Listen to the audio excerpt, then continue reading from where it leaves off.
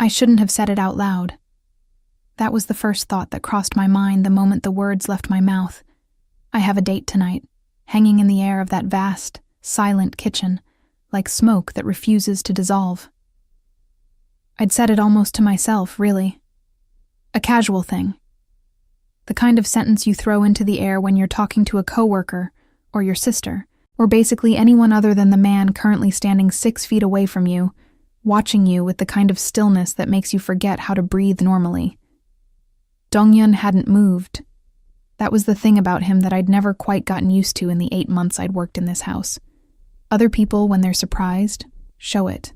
Their eyebrows shift, their shoulders react, something in them flickers. Dong-yun did none of that. He simply stopped. Like a clock that someone had reached inside and halted mid-tick. His hand, which had been loosely holding the edge of the marble island a second before, didn't tighten. His jaw didn't clench. He just looked at me with those dark eyes, steady and unreadable, and the entire room seemed to hold its breath along with me. I turned back to the vegetables I was cutting. Carrots. Stupid carrots that suddenly required my complete and absolute concentration. "You said something," he spoke at last. Not a question. Dong-hyun never really asked questions. He stated things, named them, pulled them into the open with a calm that somehow felt more demanding than shouting ever could. "I was just thinking out loud," I said, keeping my voice even. "It's nothing. I'll make sure everything is set before I leave tonight. Dinner will be ready by 6. The dry cleaning is already sorted, and I called the Harper. Just my name. One word. But the way he said it made the knife in my hand slow down without my permission. I looked up. He was still in the same position, still wearing the same expression, which was to say almost no expression at all. But something had shifted in the quality of the silence around him. The 2 men stationed near the hallway entrance, his security, permanent fixtures in this house that I'd learned to simply accept the way you accept load-bearing walls, had both gone very, very still. "What time?" Dong-hyun said. I blinked. "Excuse me?" "What time is your date?" There was nothing threatening in his voice. There never was. That was the most unsettling part. The way danger always moved through him like water through stone, leaving no visible trace on the surface. 8 o'clock, I said, and then immediately wondered why I'd answered at all. He looked at me for another long moment, then straightened, adjusted the single button on his jacket with one precise motion, and walked out of the kitchen without another word. The room exhaled. I set the knife down because my hand had started doing something it had no business doing. Trembling, just slightly, just at the fingertips. I pressed my palm flat against the cool marble and told myself it was nothing. He was my employer, a famously private, famously controlled man who happened to run businesses that no one in this house ever discussed openly. He had his routines, his preferences, his rules. I had mine. In 8 months, those 2 worlds had remained professionally separate, and that was exactly how it was supposed to be. I was the live-in housekeeper. He was Dong-hyun Kwon. The gap between those 2 facts was not something I spent time thinking about, or at least that's what I told myself on most days. Today felt different, though I couldn't have explained why in any way that would have made sense out loud. I finished the carrots, started on the onions, blamed the sting in my eyes entirely on the onions. The house was a 4-story property in the quieter part of Chicago's North Shore, the kind of neighborhood where old money lived behind iron gates and nobody asked too many questions. I'd come through a staffing agency, which had vetted me so thoroughly it had felt more like a government clearance than a job application. 3 references, a background check, 2 in-person interviews with people who were definitely not HR professionals, and then a brief meeting with Dong-hyun himself, which had lasted exactly 11 minutes and involved approximately 4 sentences from his side. "You will not discuss this household with anyone outside it. You will not enter the East Wing without prior notice. You will inform me of any irregular visitors or deliveries. You understand these terms?" I'd said yes, and he'd nodded, and that had been the entirety of my onboarding. What I hadn't expected, what the agency had not prepared me for, was the way the house itself felt around him. Not dangerous, exactly. More like pressurized, like the air was always slightly denser when he was in the building, and lighter when he was gone. The staff felt it. The security team operated in a specific frequency around him, alert, precise, never casual. Even the house seemed to behave differently. Doors were quieter. Phones never rang at the wrong moment. Nothing was ever out of place when Dongyun Kwan was home. I'd adapted. I was good at adapting. I'd grown up in a household with a mother who worked double shifts and a younger brother who needed most of the steady things in the world to come from me. So I'd learned early how to read a room, how to stay useful, how to make myself functional in spaces that weren't always comfortable. This job paid almost 3 times what I'd made before. The room in the staff quarters was clean and private, and as long as I did my work well, Dongyun left me entirely alone, mostly. There were small things over the months, things I cataloged but never analyzed too deeply. The way he'd once come into the kitchen at midnight, something he never did, and stood in the doorway watching me finish the inventory list, then simply said, "Go to sleep, Harper," before disappearing. The time a man at the grocery delivery had spoken to me in a way that wasn't quite right, and by the following week, that company's delivery route had been permanently rerouted to a different driver without explanation. The fact that my health insurance, which was technically part of the employment package, turned out to be extraordinarily comprehensive in ways the agency contract had not specified. I never mentioned these things. I wasn't sure I fully understood them. But tonight, with the ghost of his stillness still sitting in the kitchen with me, I thought about them more than I should have. By 5:30, dinner was done. The table was set for 1. Dongyun rarely had guests on weeknights, and I'd gone upstairs to change. My room was on the 3rd floor, separated from the main wing by a long hallway and a heavy door that I always appreciated for its soundproofing. I had a date with Marcus, who I'd met at my friend Diane's birthday 2 weekends ago. He was a high school history teacher. He was uncomplicated and warm and laughed easily, and I had decided I deserved something uncomplicated and warm in my personal life. I put on a dark burgundy dress, the one that wasn't too formal but wasn't casual either. Gold hoops, a little mascara. I looked at myself in the mirror and decided I looked like a woman who was fine. A woman who had everything reasonably under control. I came downstairs at 7:40. Dongyun was in the main foyer, not passing through, not on his way somewhere. Standing there, jacket still on, in a way that read less like coincidence and more like intention, though his expression, as always, gave nothing away. He had a phone in his hand, face down, and he looked up when he heard me on the stairs. His eyes moved over me once, just once, and then back to my face. The silence that followed was about 3 seconds long. It felt considerably longer. "Your dinner is plated," I said, steadying my voice. "I left the instructions for reheating on the counter if you're not coming back tonight." It wasn't a question, but something about the way he said it left a space where an answer was supposed to go. "I'll be back before midnight," I said carefully. "That's within the terms of my schedule." I checked. Something moved behind his eyes. Not anger. I genuinely didn't know what it was. He looked down at his phone, turned it once in his hand, looked back up. "Who is he?" The question landed so quietly that for a half second I thought I'd imagined it. "Mr. Kwan. Who is he, Harper?" And there it was.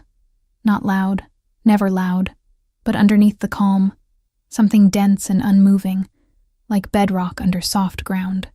My heart did something complicated inside my chest, and I hated it for that. Hated the way my body kept responding to him, as though it hadn't gotten the professional boundary memo that my brain had issued months ago.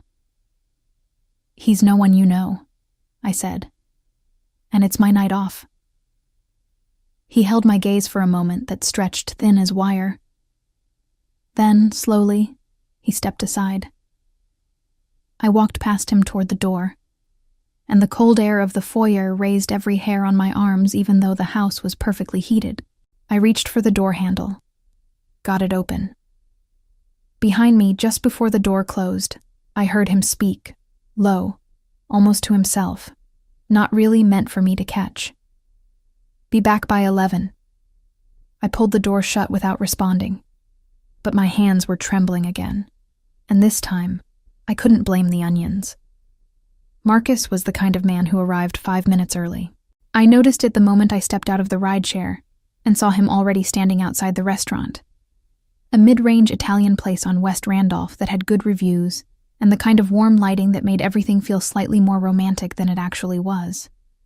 He was wearing a navy blazer over a simple shirt, and he smiled when he saw me, the kind of smile that reached his eyes without effort, open and unguarded. I smiled back, and something in my chest loosened just slightly. "This is what normal looks like," I thought. "This is what you wanted." "You look amazing," he said, and the compliment landed simply, without weight or agenda. "Thank you," I said. "You too." We went inside. The hostess led us to a corner table, and Marcus pulled out my chair before I could reach it, which made me feel something small and uncomplicated and good. The restaurant was busy enough to have ambient sound but quiet enough to talk, and the bread basket arrived almost immediately, and for about 7 minutes I managed to be entirely present. 7 minutes. Then my phone buzzed. I turned it face down without looking. Marcus was telling me about a class trip he'd taken his students on last month. A Revolutionary War site in Pennsylvania. Something going wrong with the bus. Students singing off-key in a parking lot for 40 minutes, and he told the story well, with the kind of self-deprecating ease that made it easy to laugh.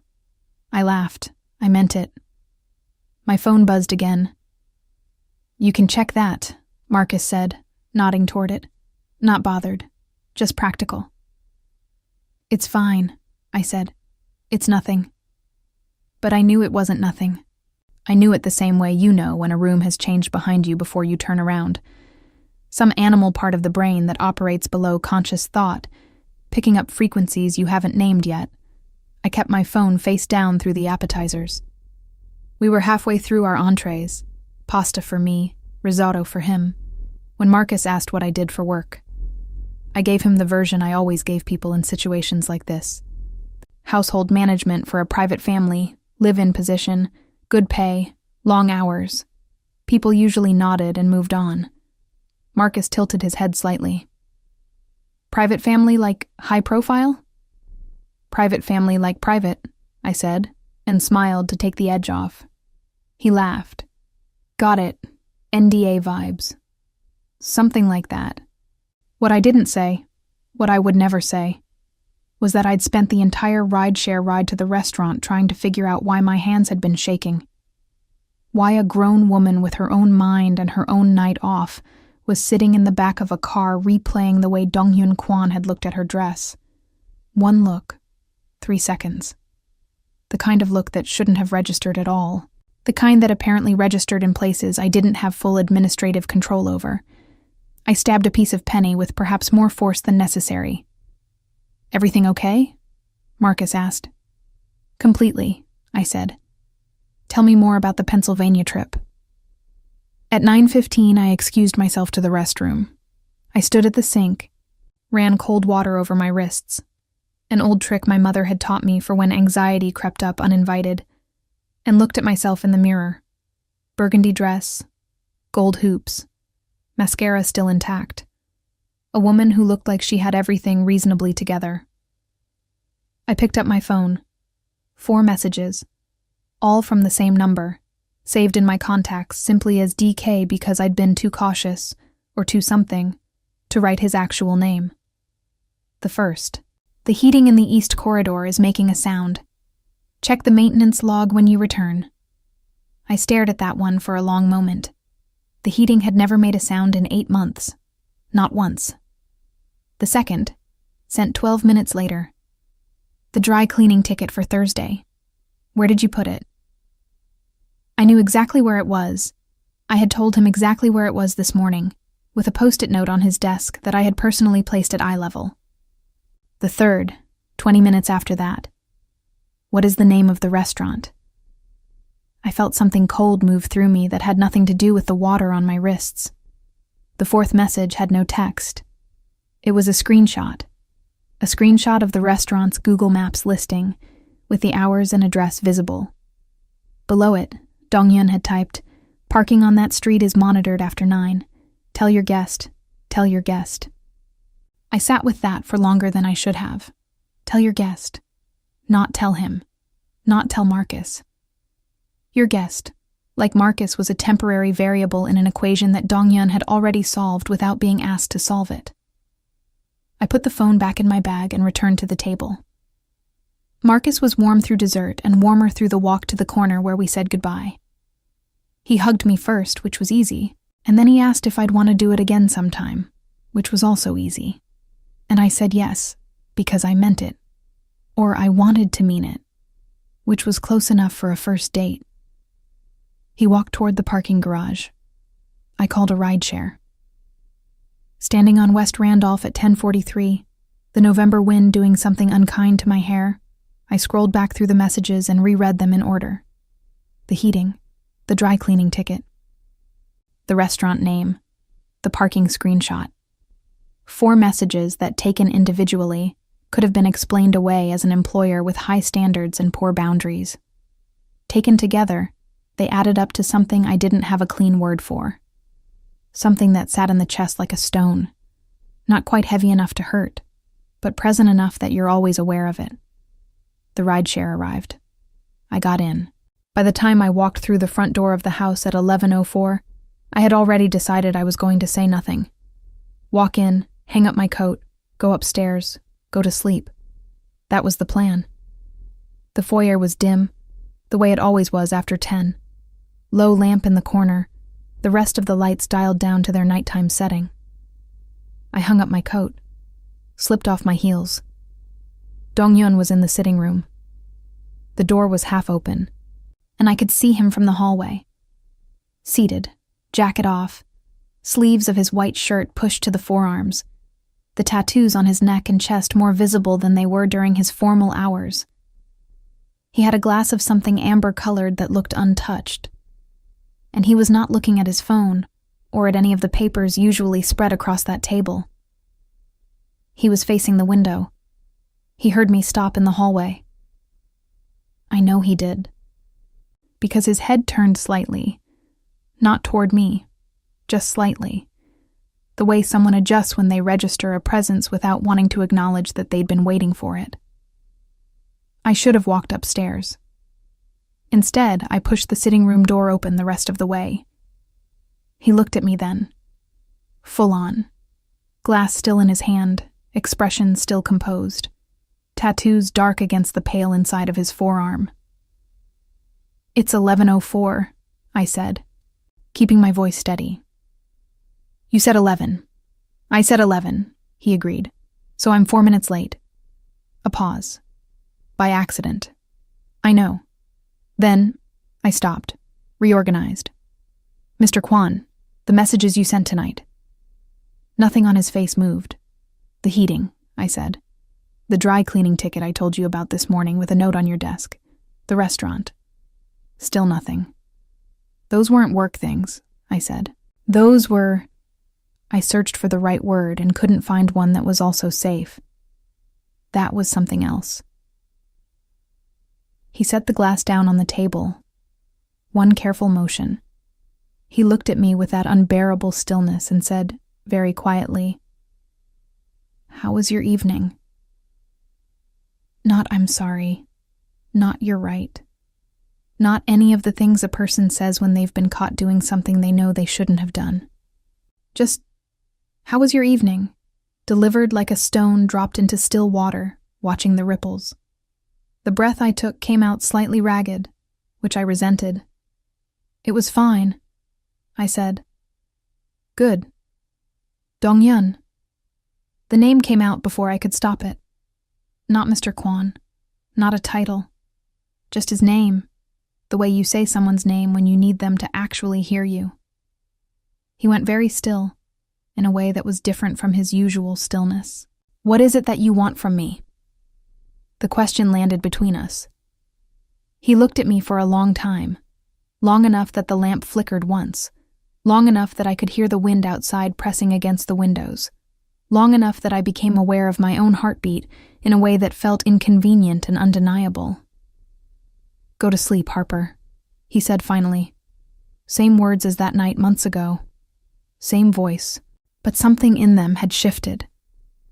There was a weight underneath them now, something that hadn't been there before, or that I hadn't been paying close enough attention to notice. I left the sitting room. I went upstairs. I lay in bed for a long time with the ceiling above me and the dark around me, and I thought about the way he'd said my name back to me.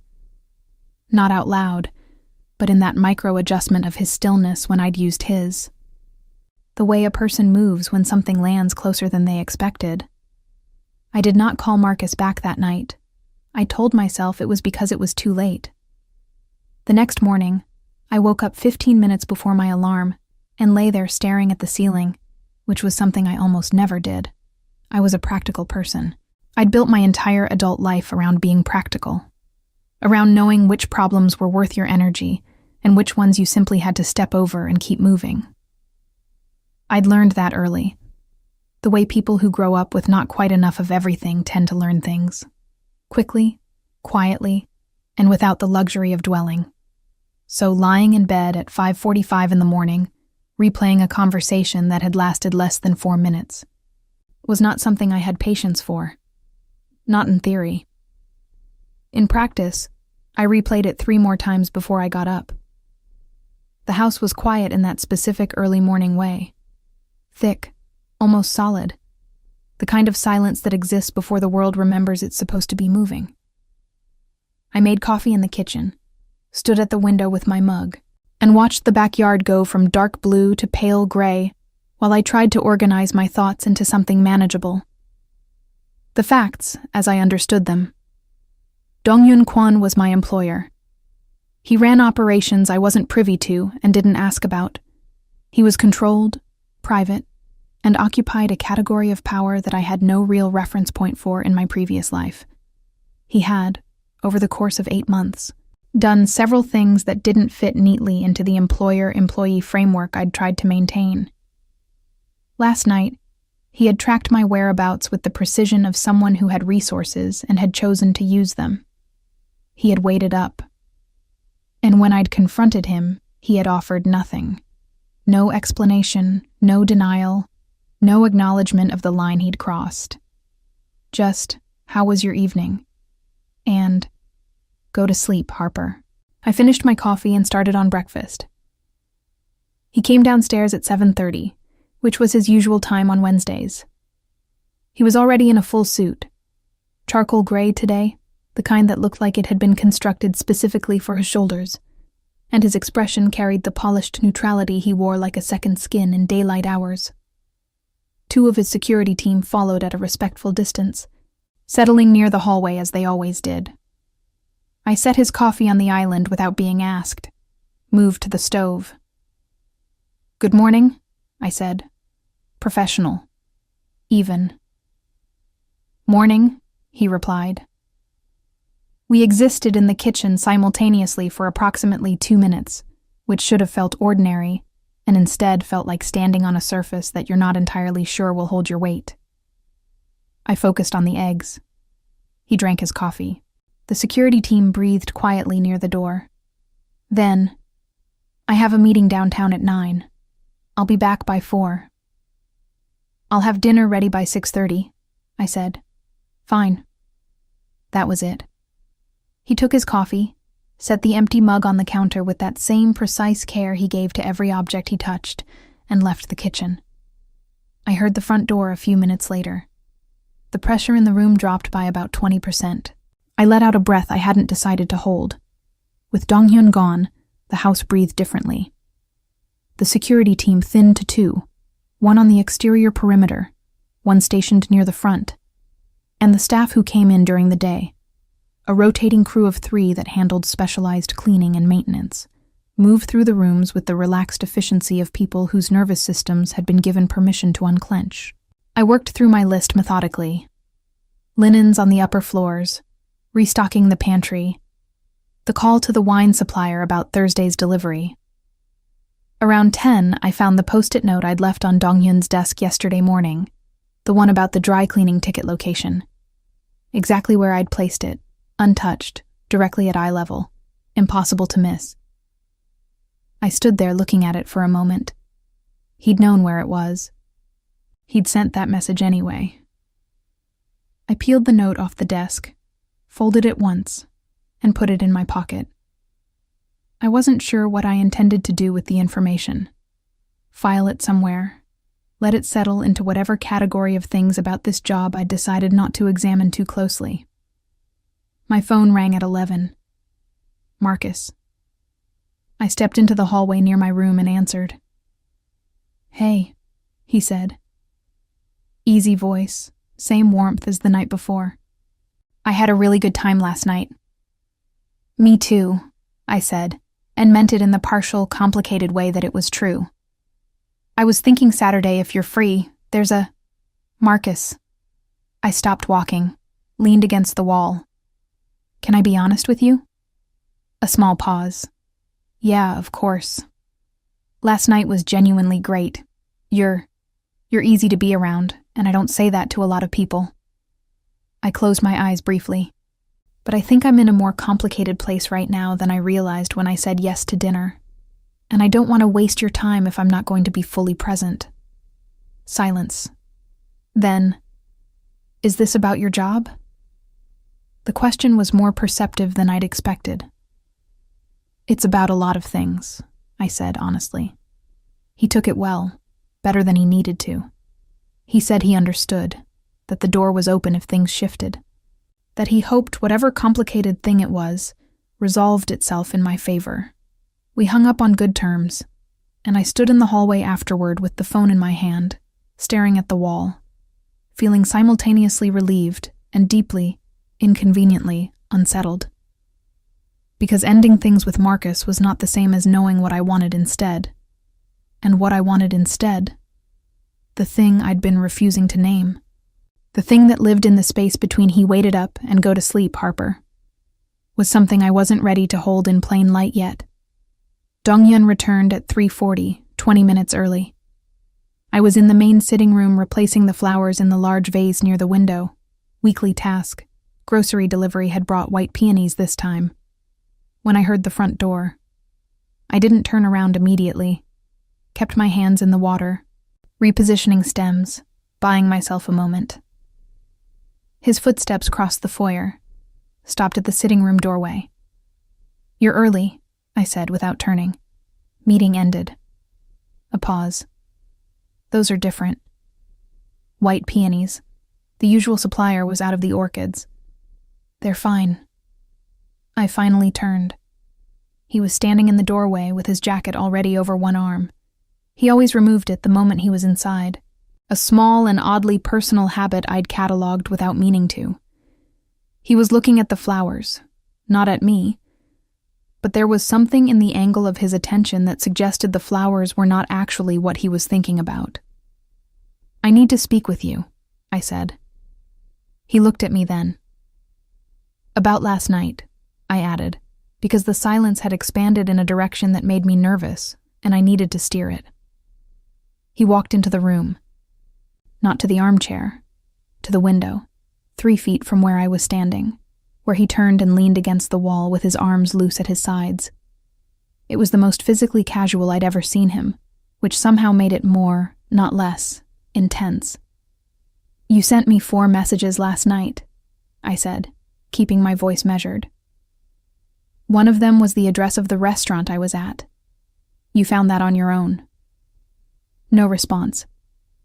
"I'm not angry," I said, which surprised me as I said it, because it was true. I need to understand what's happening here, because I have been professional in this house for 8 months. I have followed every rule. I have respected every boundary. I have done my job well, and I feel like something is changing that I don't have the full information about. And I don't... My voice dipped slightly. Just once, before I steadied it. I don't do well with things I don't have the full information about. He was quiet for a moment. The afternoon light through the window cut across him at an angle, lighting one side of his face and leaving the other in shadow. You canceled the second date, he said. The air left the room. I stared at him. How do you... But even as I started the question, I understood that the how was almost beside the point with him. He existed at the center of a web of information that moved toward him like water toward a drain. That's not... I didn't cancel because of... I know why you canceled, he said. The certainty in his voice was maddening. The complete, unhurried certainty of someone who has already mapped the territory and is simply waiting for you to catch up. You don't know anything about why I... Harper. Quiet. Final. My name in his mouth again. That particular weight it seemed to carry lately, like a hand pressed flat against a door. I know. I opened my mouth. Closed it. The peonies sat in their vase between us, ridiculously white, ridiculously still. The afternoon pressed against the windows. Somewhere in the house, a door closed softly, and neither of us moved. This isn't... I started, then stopped, then tried again. Whatever you think is happening here, it can't happen. You understand that. I work for you. I live in your house. There are 100 reasons why this is... I know the reasons, he said. Then why? Because knowing the reasons doesn't change anything. He said it without drama, without emphasis, the way he said most things, as though the truth was simply a fact to be acknowledged rather than a position to be defended. For me. The last two words landed so quietly that I almost didn't catch them. For me. I stood there in the sitting room of his house, my hands still faintly damp from the flower water, my heart doing something entirely unmanageable inside my chest, and I looked at Dong-hyun Kwon, this man who had terrified half of Chicago simply by existing, who controlled rooms without moving, who had sent me restaurant screenshots at 9 o'clock on a Wednesday night. And I understood, with the specific clarity of something you've known for a long time, but refused to confirm, that I was in real trouble. Not the dangerous kind. The other kind. The kind that doesn't announce itself until it's already everywhere. 3 days passed without either of us mentioning it again. That was the thing about Dong-hyun. He never pressed. He'd said what he said, landed it with that quiet precision of his, and then simply continued existing in the house the way he always had. Breakfast at 7:30, meetings downtown, back by evening. The same controlled orbit, the same measured distance. Except now there was something different in the air between us that I couldn't unfeel no matter how many tasks I buried myself in. I repainted the pantry shelves. I reorganized the linen closet by thread count. I called 3 different vendors about a refrigerator filter that did not actually need replacing. Diane, my closest friend since college, texted on Thursday to ask how the date with Marcus had gone. Fine, I wrote back. We decided to keep it casual. 3 dots appeared, disappeared, reappeared. Then, Harper Renee Williams. You are going to explain that sentence to me in person. I sent back a laughing emoji and put my phone face down on the counter. Friday morning I came downstairs to find Dong-hyun already in the kitchen, which almost never happened. He was standing at the island with a mug in one hand and a document in the other, reading, still in the early hour version of himself. No jacket yet, shirt collar open, the full geography of his tattoos visible up the side of his neck. I had trained myself, over 8 months, to process this version of him as simply a visual fact of the household. Furniture, architecture. The training was failing. I moved to the stove with purpose. You don't have to cook, he said, not looking up from the document. It's my job, I said. You started early. You've been working extra hours all week. He turned a page. Take the morning. I turned to look at him. He was still reading, still holding the mug with casual ease, but the offer sat between us with a particular deliberateness that told me it hadn't been accidental. I don't mind working, I said. I know you don't. He finally looked up. That's why I'm telling you to stop. We held eye contact for a moment that lasted approximately 400 years. I'll make eggs, I said, and turned back to the stove. Something that might have been in another man. A quiet laugh moved through the room behind me. Saturday changed things. It wasn't supposed to. Saturday was meant to be an ordinary day. Dong-yun had no scheduled meetings. The house ran on its weekend rhythm, and I had planned to take my actual day off and visit Diane across town. I'd texted her. I had my bag ready.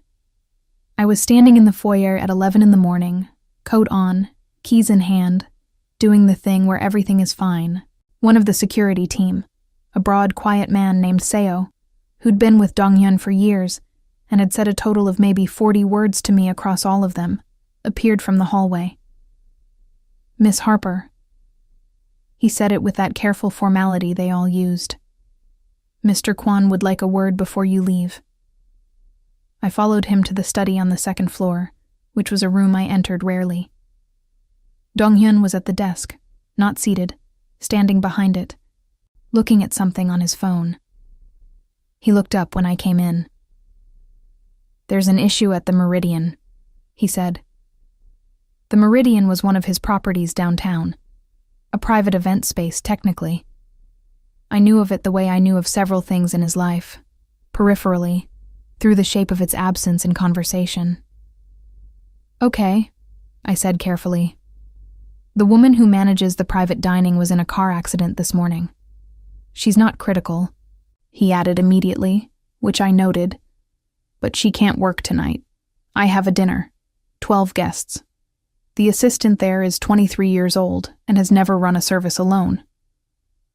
I waited. I need someone who knows how to manage a room, he said, who is calm and competent and won't panic when things move fast. You're asking me to work my day off, I said. I'm asking you, he said, if you're willing. It's not an order. The distinction landed clearly. In 8 months, he had never made that distinction before. Everything had been the natural expectation of a job, never a choice laid out in plain language. I'm asking if you're willing. I turned it over, looking at its edges. What time? I said. Be there by 5. Service starts at 7. I'll need to cancel my plans. I know. You'll compensate the extra hours at the rate in my contract. Something moved through his expression. Something that on another person I might have called amusement, but was too restrained to name with confidence. Of course. I texted Diane a rain check and went upstairs to change. The Meridian occupied the 14th floor of a building on Michigan Avenue, and stepping into it was like stepping into a different definition of the word private. Not exclusive in the loud, performative way of places that wanted you to know they were exclusive. Quiet in the way of old authority, where the carpet absorbed sound, and the light was warm, and everything was exactly where it was supposed to be because someone had made sure of it. The young assistant, whose name was Priya, met me near the service entrance with barely contained anxiety radiating from every pore. I spent 40 minutes with her going through the dinner setup, redistributing the tasks into a structure she could actually execute, and by the time the kitchen staff arrived for their shift, she had stopped looking like she was about to cry. You've done events before, she said, somewhere during the 3rd hour.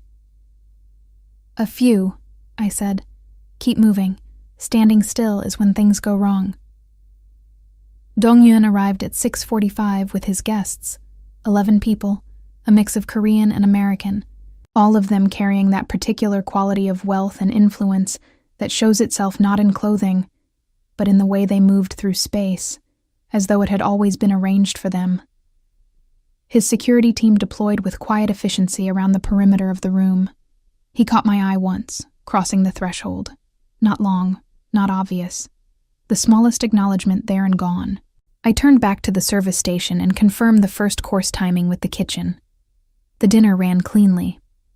There were 2 small crises, a wine order that came up wrong, and a guest with an allergy that hadn't been noted in the intake sheet. And I handled both in the space of minutes, without the guest registering anything had been wrong. Priya moved well once she found her footing. The kitchen team was professional. By 9:30, the main courses were cleared, and the room had settled into the looser, conversational energy of a dinner going well. I was near the service corridor reviewing the dessert timing when I heard a voice behind me that wasn't one I recognized. "You're not the usual manager." I turned. One of the guests, a man in his 50s, American, the kind of face that suggested he'd always been the most important person in most rooms he'd entered, was standing closer than the service corridor warranted. His eyes moved over me in a way that had nothing to do with my professional capacity. "The regular manager had an emergency," I said evenly. "Is there something I can help you with, sir?" "Just making conversation." He didn't move back. "You've been running this whole thing. Along with our team, yes. Impressive." He said the word with a particular intonation that made it mean something adjacent to itself, but not quite the same. His eyes dropped briefly, came back up. Dong-hyun keeps good company clearly. I kept my expression composed. "I'll let the kitchen know you're ready for dessert." I turned to go. His hand touched my arm, light, brief, but deliberate. "I didn't catch your name." The corridor went very quiet. Not because of anything I did, because of something that changed in the air about 3 seconds before I heard footsteps. Measured, unhurried, with the particular weight of someone who was never in a hurry because things arranged themselves around him. Dong-hyun appeared at the corridor entrance. He didn't look at the man. He looked at me, and in his expression was something I had never seen there before. Not quite anger, because anger was too imprecise a word for what lived behind his eyes in that moment. It was something colder and more deliberate, a decision being made. Then he looked at the guest. The man's hand left my arm. The silence lasted perhaps 4 seconds. The man said something in a lighter tone, something social and retreating, the conversational equivalent of backing slowly out of a room, and then excused himself and returned to the dining area. Dong-hyun stood in the corridor. I stood in the corridor. "I was handling it," I said quietly. "I know you were." His voice was perfectly level. "I wasn't intervening for your sake." I blinked. "Then for whose?" "His," he said simply. He needed to understand something before he made it worse. I looked at him for a long moment. The kitchen noise filtered softly through the door beside us. Somewhere in the dining room, someone laughed at something. "You're going to explain that to me," I said. "Eventually," he said. "Dong-hyun?" "Dessert is ready." He nodded toward the kitchen door, a slight lift of his chin, practiced and composed. "You were saying something about timing." I stared at him. He waited. I turned and pushed through the kitchen door, and the heat of the ovens rushed over me like something I hadn't known I needed. My hands were perfectly steady this time. My heart was not, but that was between me and the dessert cart. We left the Meridian at 11:15. Priya was closing with the kitchen team, and the guests had filtered out by 10:40. Dong-hyun walked ahead of me through the lobby, his security around him, his pace unhurried, and then held the elevator without being asked, standing with one hand on the door while I stepped in. We descended 14 floors in silence. In the car, his driver was already waiting. Dong-hyun opened the door himself, which his security team always did, and which he almost never did, and he stood holding it. I got in. He got in beside me, which was unusual. He typically sat in the front when it was just the 2 of us traveling from the house for errands. Tonight he sat in the back. Chicago moved past the windows in long amber streaks. "You were good tonight," he said, not looking at me, looking at the city. "It was a straightforward service once we restructured the workflow," I said. That's not what I mean. I looked at his profile. The city light moved across him in slow pulses. Gold, shadow, gold. I know what you mean, I said quietly. He turned his head then. We were close in the back of that car in a way that the geometry of the vehicle made unavoidable. The way proximity becomes something else entirely when the space is small enough and the night is long enough. Harper, he said. Just that. And in that one word was everything he hadn't said across all the days prior. The messages, the waiting up, the dry cleaning ticket he'd known perfectly well where to find, the way he'd appeared in that corridor without being loud about it, without being anything other than exactly what he was. I looked at him and felt the last of the professional distance I'd been maintaining dissolve around us like sugar in warm water. Slowly, completely, irreversibly. This changes things, I said. A warning meant equally for both of us.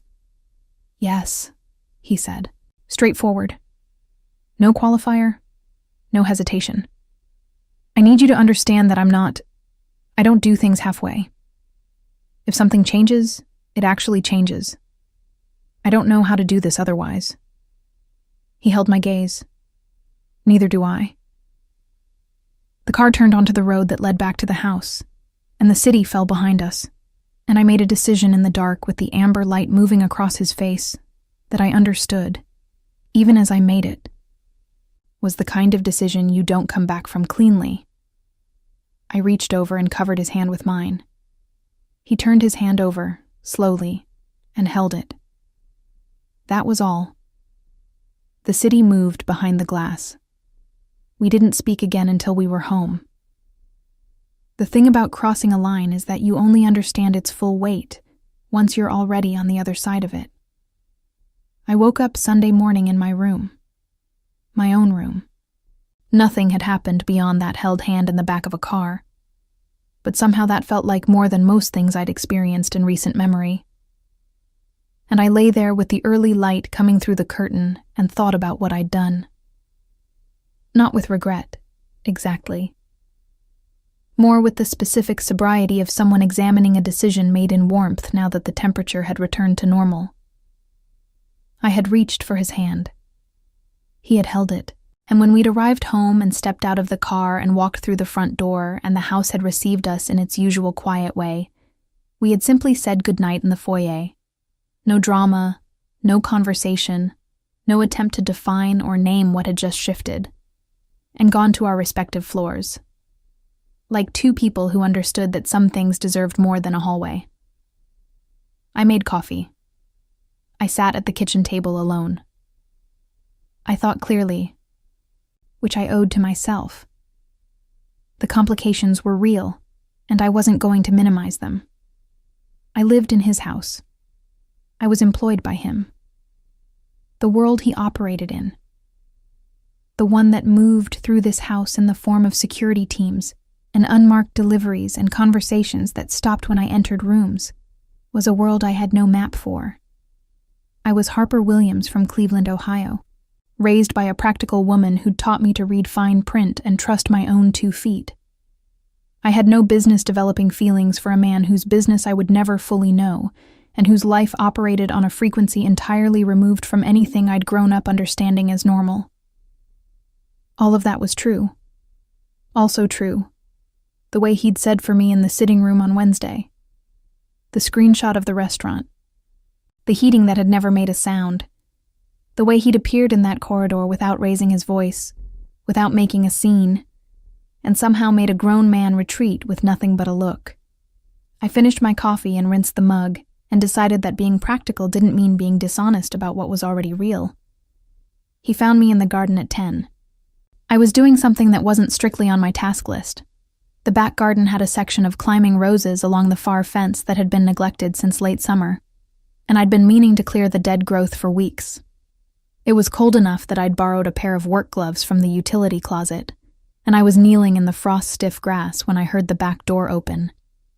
He crossed the garden without hurrying, hands in the pockets of a dark coat, and stopped a few feet away. He looked at the roses, then at me. That's not in your contract, he said. I know, I said. I wanted to do it anyway. He crouched down beside me, which was not something I'd anticipated. He examined the rose canes with the same focused attention he gave to everything, then looked sideways at me with an expression that was the closest thing to unguarded I had ever seen on his face. I need to tell you something, he said. I sat back on my heels, waited. What I do, the parts of it you don't ask about. He paused.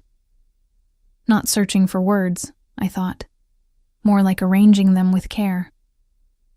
I'm not going to walk away from it.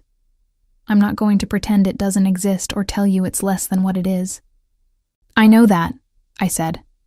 You deserve to make a decision with accurate information. Dong-yun. I looked at him directly. I've lived in this house for 8 months. I'm not naive about what that means. I stopped being naive about it around month 2. A pause.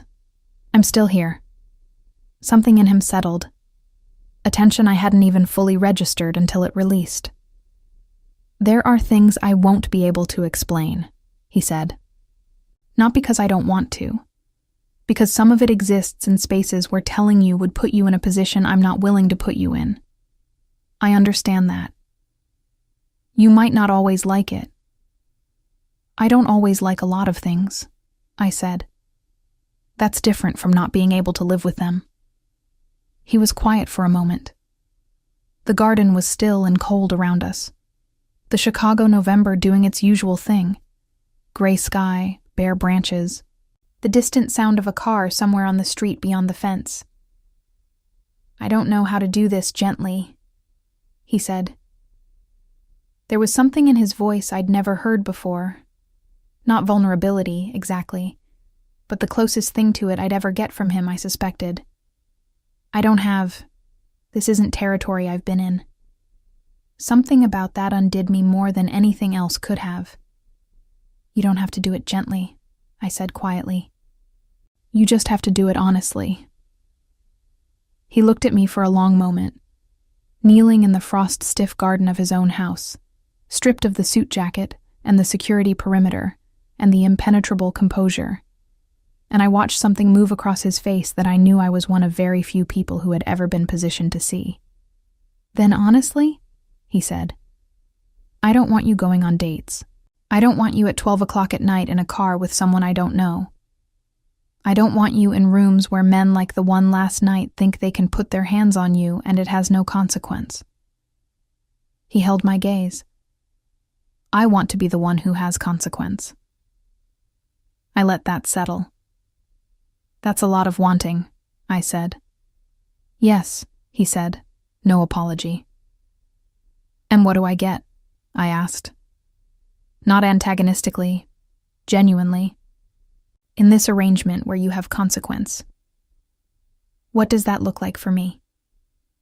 He thought about it. Really thought, not deflected. Someone who makes sure you're not carrying things alone. Someone who... He stopped. Tried again. I notice everything about you, Harper. I have for a long time. That doesn't stop. It just becomes something you know about instead of something you don't. I absorbed that. The weight of being noticed. Fully. By someone with his quality of attention. It wasn't a small thing. It wasn't uncomplicated. But it was real in a way that very few things in my life had been recently. I'm still your employee, I said carefully. Technically. That would need to change. I blinked. I need this job, Dong-hyun. I need the income and I need... I'm not asking you to leave without a net, he said, with a patience that told me he'd already thought about this.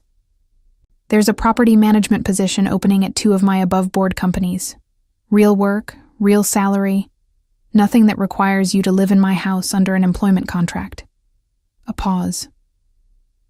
You'd have your own apartment, your own space. Nothing about your life would be contingent on whatever this is between us. I stared at him. You've thought about this. For longer than is reasonable, he said, and the dryness in it. The first real flicker of humor I'd ever heard from him broke something open in my chest in the best possible way. I looked at the dead rose canes in my gloved hands. I looked at the gray sky. I looked at Dong-Yun Kwon, kneeling in the frost beside me with his coat collar turned up and his dark eyes steady on my face, waiting with the patience of someone who had learned that the things worth having required it. "I want to meet with HR about the position before I agree to anything," I said. "A real meeting, real contract terms, not something arranged around what's happening between us." "Done," he said immediately. "And I need us to move at a pace that I'm actually comfortable with. Not rushed because you've been waiting. Not managed because you're used to managing everything." "Agreed. And if there are things going on in your world that start putting me in actual danger—" "They won't. Dong-Hyun. I will not let them," he said, and the way he said it, quiet, total, with the full weight of someone whose promises were architecture rather than air, made me believe him not out of naivety, but out of evidence. 8 months of evidence. The rerouted delivery driver. The health insurance. The man in the corridor who had retreated with nothing but a look. I took off one glove and held out my hand. He looked at it. Then he took it, without the car's darkness to excuse it, in the plain gray light of a Sunday morning in November, bare hand and bare hand. "Okay," I said. He didn't smile, not quite. But the quality of his stillness changed in a way I was learning to read, a warmth in it that didn't show on his face so much as radiate from somewhere underneath. "Okay," he said back. We stayed in the garden longer than made practical sense given the cold. Eventually I finished clearing the rose canes and he stayed beside me without pretending he had anywhere more important to be. And that itself, the simple fact of it, a man whose schedule was maintained by multiple people choosing to kneel in frost beside a woman pruning dead growth from a garden wall, said more than most of what he'd articulated. The property management position turned out to be real. I met with the operations director of Kwon Holdings' legitimate real estate arm the following Wednesday, a woman named Christine, who was sharp and no-nonsense, and clearly had no idea about the personal dimension of my referral, which was exactly how I'd wanted it. The salary was 30% above market. The apartment included in the relocation package was a 1-bedroom in Lincoln Park, with south-facing windows and its own lease in my name. I signed the contract on a Friday. I moved my things out of the house on a Saturday, which was logistically simple since I'd never accumulated much. Dong-Hyun was not home when I left. Not because he was avoiding it, but because I'd asked him not to be there for it. And he'd respected that without requiring an explanation. That alone told me more about who he was trying to be, with me, than 100 grand gestures would have. He texted when I'd been in the new apartment for about 2 hours. "How is it?" I stood at the south-facing window, with the afternoon light coming in clean and honest across the hardwood floor, and thought about the last 9 months of my life. The agency contract, the 11-minute meeting, the first time I'd heard him say my name in a kitchen that wasn't mine, the post-it note he'd already read, the restaurant screenshot, a hand turned over in a dark car. "It has good light," I wrote back. His reply came fast, faster than his usual measured pace, which I noted and filed away warmly. "I'll see it Friday." Not a question, but a different kind of certainty than what he usually carried. Lighter, somehow. Something that had come unstuck from the heavy architecture of who he was in every other room. I set my phone down and started unpacking. Outside, Chicago moved through its afternoon like a city that had no idea what had just quietly rearranged itself inside it. 2 people finding the specific, complicated, irrevocable shape of what they'd already been to each other for longer than either had been willing to say. No dramatic conclusion. No clean metaphor. Just a woman in her own apartment with good light, and a man who had already counted the days until Friday, and the particular piece of something that had finally been allowed to be exactly what it was. Honest, chosen, and entirely theirs.